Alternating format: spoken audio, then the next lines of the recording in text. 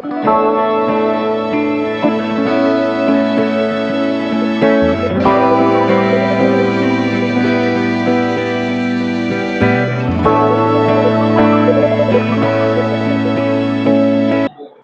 દેશમાં અમારા રાષ્ટ્રીય નેતા અને લોકસભામાં વિપક્ષ રાહુલ ગાંધીજીના નેતૃત્વમાં છાત્રોની ગૂંજનો કાર્યક્રમ ચાલી રહ્યો છે। અત્યારે આપ સૌ જોઈ રહ્યા છો કે જે રીતે ભારતીય જનતા પાર્ટીના શાસનમાં 22 લાખ વિદ્યાર્થીઓ નીટની એક્ઝામ આપી રહ્યા હતા। એ 22 લાખ વિદ્યાર્થીઓ જ્યારે સમગ્ર દેશની અંદર નીટની એક્ઝામ આપી રહ્યા હોય, જ્યારે નીટનું પેપર લીક થઈ જાય, એના કારણે સમગ્ર દેશની અંદર યુવાનોની અંદર એક જન આક્રોશ ફાટી નીકળ્યો છે। અને જે પરિસ્થિતિનું નિર્માણ થયું છે કે આજે 22 લાખ વિદ્યાર્થીઓ જ્યારે નીટની એક્ઝામ આપતા હોય, એમના પરિવારો ઉપર કોચિંગના, ટ્યુશન ક્લાસીસના, ભણતરના લાખો રૂપિયાનું દેવું કરીને પેટે પાટું બાંધીને એ બાળકોને ભણાવતા હોય છે। અને જ્યારે વારંવાર પેપર લીક કૌભાંડ થાય અને આ દેશનું શિક્ષણનું જે બજેટ છે એ 1 લાખ કરોડ 40 લાખ છે, એટલો જ ખર્ચ આ બાળકોના શિક્ષણ પાછળ 1 લાખ કરોડ 32 લાખ જેટલો ખર્ચો એમના મા બાપ ઉપર, વાલીઓ ઉપર અને શિક્ષણ આ બાળકો ભણતા હોય એમના ઉપર પણ પડતો હોય છે। ત્યારે એમની માનસિક પરિસ્થિતિ કેવી થાય? કેટલાક બાળકોએ તો આત્મહત્યા કરી, કેટલાક બાળકો પરીક્ષાથી વંચિત રહી ગયા। અને ભારતીય જનતા પાર્ટીના કેન્દ્રના નરેન્દ્ર મોદી સરકારના અંદર 10 વર્ષના શાસનમાં 89 વખત પેપર લીક કૌભાંડો થયા છે।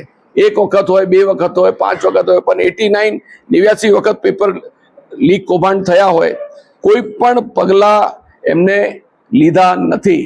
જ્યારે શિક્ષણ પ્રધાન મંત્રી ધર્મેન્દ્ર પ્રધાનનું રાજીનામાની માંગ વિદ્યાર્થીઓ કરી રહ્યા હોય, ત્યારે એમની નિષ્ફળતા છે, અનેકો વખત નિષ્ફળતા છે, વારંવાર નિષ્ફળતા થઈ છે, ત્યારે એમને રાજીનામું આપી દેવું જોઈએ।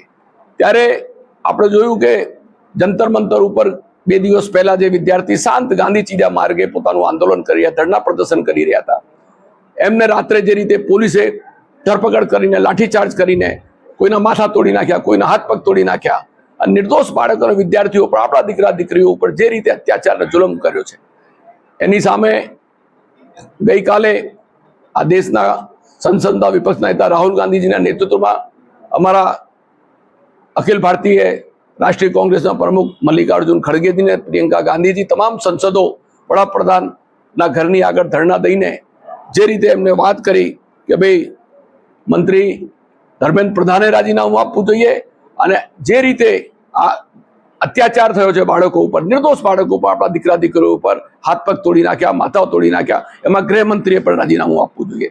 જ્યારે હું માનું છું કે ગઈકાલનો દિવસ છે એ લોકશાહીની હત્યા છે। દેશના સંસદના વિપક્ષના નેતાને ઢસડીને લઈ જાય, એને ટીંગાટોળી કરીને લઈ જાય, શાંત રીતે ગાંધી ચીજા માર્ગે એ ધરણા ધરી રહ્યા છે। પ્રિયંકા ગાંધી એક મહિલા છે, એને પોલીસવાળા પુરુષ એને પકડીને લઈ જાય, તમામ ટીવીના માધ્યમથી દેખાયું છે, અને ભારતીય જનતા પાર્ટીની વહીવટની ટીકા પણ થઈ છે। ત્યારે આ મુદ્દે કોંગ્રેસ સમગ્ર દેશમાં વિદ્યાર્થીઓની સાથે છે, અને આજે છાત્રોની ગૂંજ સાથે અમારી તમામ રાજ્યોની અંદર અમે વિદ્યાર્થીઓ અને યુવાનો સાથે છીએ, અને એમના તમામ હક અધિકારી કરવા માટે કોંગ્રેસ સંઘર્ષ કરશે, સંસદ ઉપર પણ કરશે અને સંસદની બહાર પણ કરશે। પોલીસને પહેલેથી જ બાતમી હતી કે કોંગ્રેસ દ્વારા, કોંગ્રેસના કાર્યકર્તાઓ દ્વારા જે ભાજપ કાર્યાલય ઉપર વિરોધ પ્રદર્શન કરવામાં આવનાર જે અનુસંધાને એલસીબી એસઓજીનો સ્ટાફ છે, પણ લોકજ પોલીસ સ્ટેશન દ્વારા પૂરતો બંદોબસ્ત રાખવામાં આવેલો હતો, અને જે પણ જે દેખાવો કરવા માટે આવવાના હતા તેઓએ કોઈ પણ પ્રકારની પરમિશન લીધેલ ન હતી, તેથી તેઓ દેખાવો કરવા આવતા તેઓને લગભગ અંદાજે 30-40 જણાની અટકાયત કરવામાં આવેલ છે।